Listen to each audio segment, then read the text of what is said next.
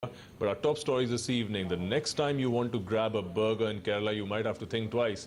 In what is a first in India, the newly elected LDF government in the state has gone ahead and claimed a fat tax on junk food and a whole host of other processed food items. Our state government, which is clearly battling for a healthier population, has also imposed a 14.5% tax on junk food like burgers, sandwiches, pizzas, tacos and the like in the state. That's not all. People will also have to shell out more for packaged basmati rice and ready-to-eat chapatis as well as coconut oil in the state. Now, the government also wants to protect the environment by imposing a 20% tax on plastic glasses that are sold in the state as well. And anyone who wants to drive around in a car which is older than 10 years will also have to pay an additional 10% tax to do so. So plenty of changes coming there in the state budget. And to discuss this further now, I'm joined by Dr. Devi Shetty. He's chairman of Narayana Hrudalaya and one of the leading figures in the world of medicine. Thank you, Dr. Shetty, for taking out the time to be with us today. It's my privilege. Right, doctor. Let me just begin by asking you now. You have seen this story. The state has gone ahead and imposed a 14.5% tax on junk food. There's nothing wrong with that. We know junk food ideally can be avoided and should be avoided. What do you see as the rationale behind the tax? Do taxes work as a deterrent as far as obesity and weight management is concerned? It depends on the intention of the government. If the government is really keen to control the junk food consumption, there are many other ways they can do it. First of all, there should have been a campaign against the junk food by the government saying that how many people, common people, know that the junk food is bad. So essentially, we should have taken first a campaign route. When that doesn't work, then you add additional tax. It looks as if the intention of the government is to make money out of the people. Because what's the point in adding tax on a basmati rice or a packaged chapati? Chapati is not a junk food. So we are not very sure what is the intention of the government. This is where things go wrong.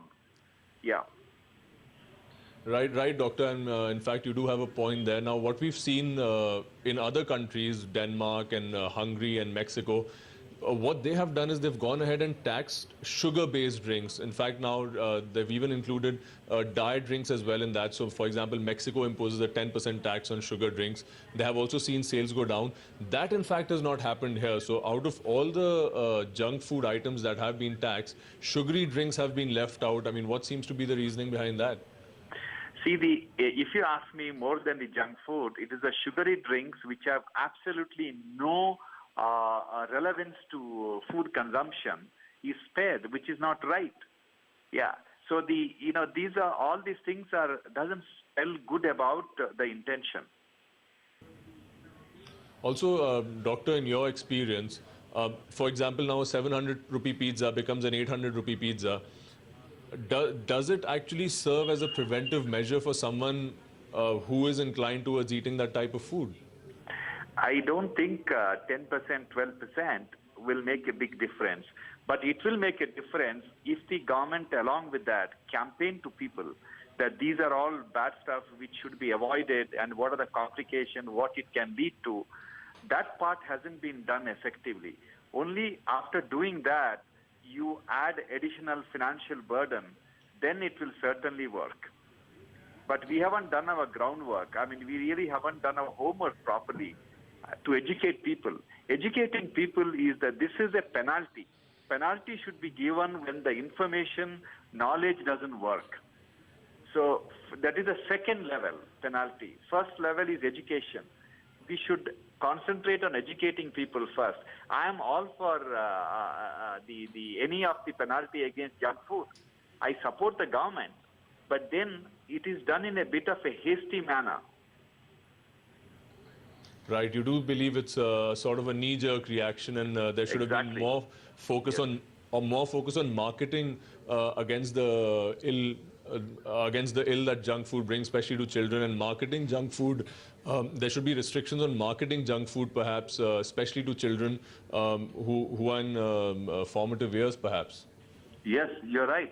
See, the children, once they start tasting, I know little kids, less than 1 year, 2 year old, drink all these fizzy drinks. And once they get addicted to it, it's very difficult for parents to control them. And how many parents have the knowledge to prevent children from drinking these fizzy drinks? So all these, you'll be surprised at the number of children, 1 year old, 2 year old, drinking all the fizzy drink as a regular meal. It's very scary. Right, doctor. And they Also, put, yeah.